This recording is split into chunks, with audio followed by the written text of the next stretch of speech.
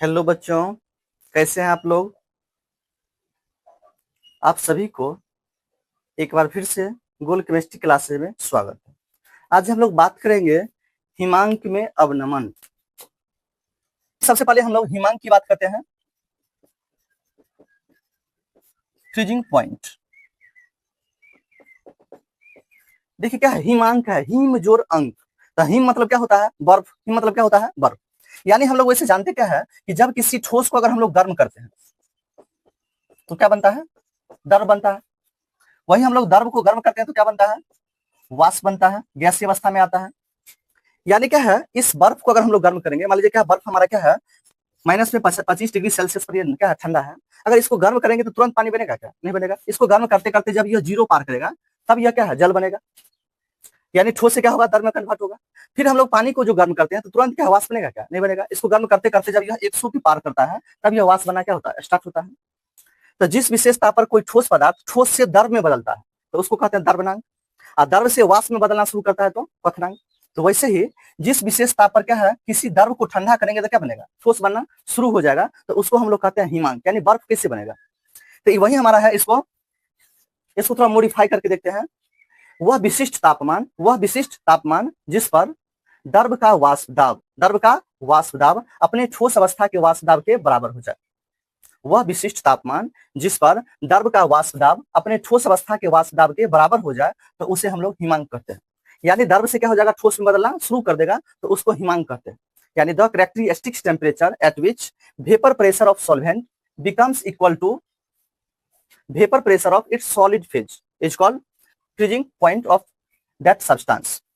वह विशिष्ट तापमान जिस पर द्रव का वाष्प दाब अपने ठोस अवस्था के वाष्प दाब के बराबर हो जाए उसे हिमांक कहते हैं। जैसे हम लोग जल का हिमांक कितना जानते हैं, तो 0 डिग्री सेल्सियस होता है। अगर हम लोग दूध को ठंडा करेंगे तो वह ठोस अवस्था में आएगा क्या, वो भी ठोस अवस्था में आता है, नहीं। जमे हुए आप लोग क्या है, जब पॉकेट वाला दूध खरीदने के लिए जाते होंगे तो उसको क्या है, जब देखते हैं तो वो भी क्या है, फ्रिज में रखा रहता है, तो क्या है, जम करके बर्फ जैसा बन जाता है। तो वो क्या है, इसका फ्रिज हमारा क्या है, ये ठोस अवस्था है। तो उस टेम्परेचर को हम लोग क्या कहते हैं, हिमांक। तो बात करते हैं हिमांक में अवनमन क्या है।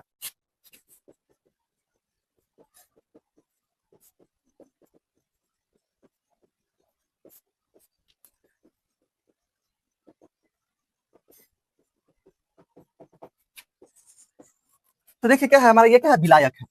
विलायक मतलब क्या है, हमारा इसमें पानी लिए हुए हैं, विलायक है, सॉल्वेंट है। इसके बाद क्या है, इस विलायक में ही हम लोग अगर विलय मिला देते हैं तो क्या बन जाता है, विलयन बन जाता है।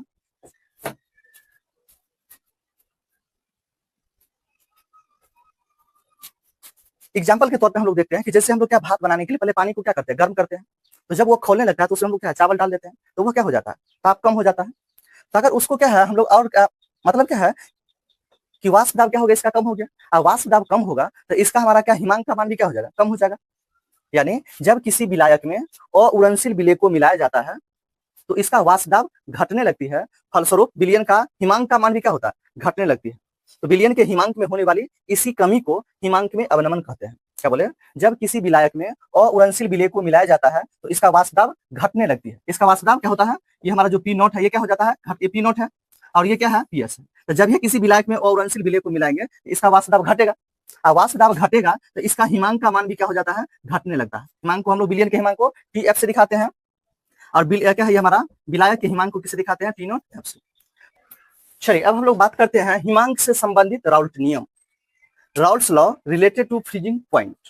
तो देखिए क्या है हमारा, ये राउल्ट लॉ क्या है, तो हिमांक में अवनमन तनु विलयन के मोललता के समानुपाती होते हैं।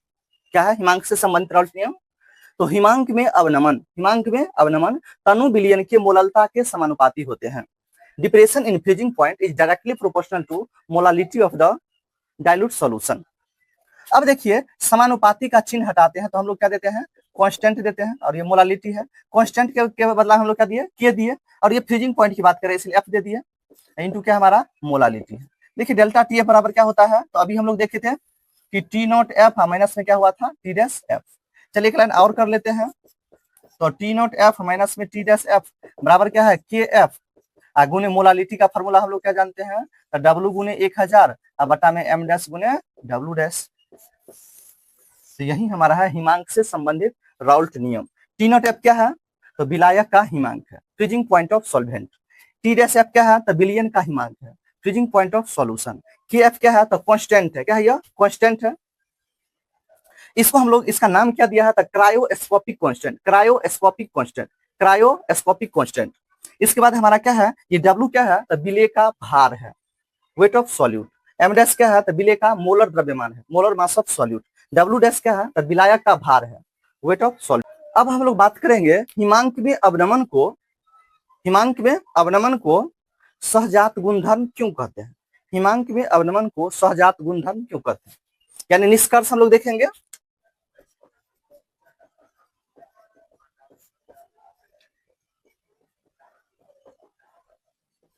निष्कर्ष, कंक्लूजन। तो देखिए अभी हम लोग देखे थे, ये क्या था, विलायक था, इसके फ्रीजिंग पॉइंट को हम लोग क्या माने थे, तो टी नॉट एफ माने थे, ये विलायक था। इसके बाद ये क्या था, विलियन था, इसके फ्रीजिंग पॉइंट को हम लोग क्या माने थे, तो टी डैश एफ माने थे। तो देखिए, और हम लोग क्या है, डेल्टा टी एफ का फॉर्मूला, यानी हिमांक में अवनमन का फॉर्मूला पढ़े हैं, टी नॉट एफ माइनस में टी डैश एफ। तो जब किसी विलायक में अउरणशील विलय को मिलाएंगे, यानी विलय बढ़ाएंगे, विलय बढ़ाएंगे, तो विलयन का हिमांक का मान घटेगा, विलयन का हिमांक का मान, विलयन का हिमांक का मान क्या होगा, घटेगा। और जितना ये घटेगा, जितना ये घटेगा उतना पूरे का मान क्या होगा, बढ़ेगा। एग्जाम्पल से समझते हैं, अगर मान लो ये 100 है, ये मान लो क्या है 30 है, तो अभी इसका मान कितना है, 70 है।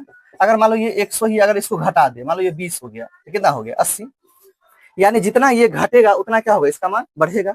यानी क्या इसका निष्कर्ष क्या निकलता है, कि विलय की संख्या बढ़ाने पर, विलय की संख्या बढ़ाने पर विलयन के हिमांक का मान घटता है, विलयन के हिमांक का मान घटता है, फलस्वरूप हिमांक में अवनमन का मान बढ़ता है, हिमांक में अवनमन का मान बढ़ता है। अतः हिमांक में अवनमन को सहजात गुणधर्म या अनुसंख्यक गुणधर्म कहते हैं। समझ गए, थैंक यू।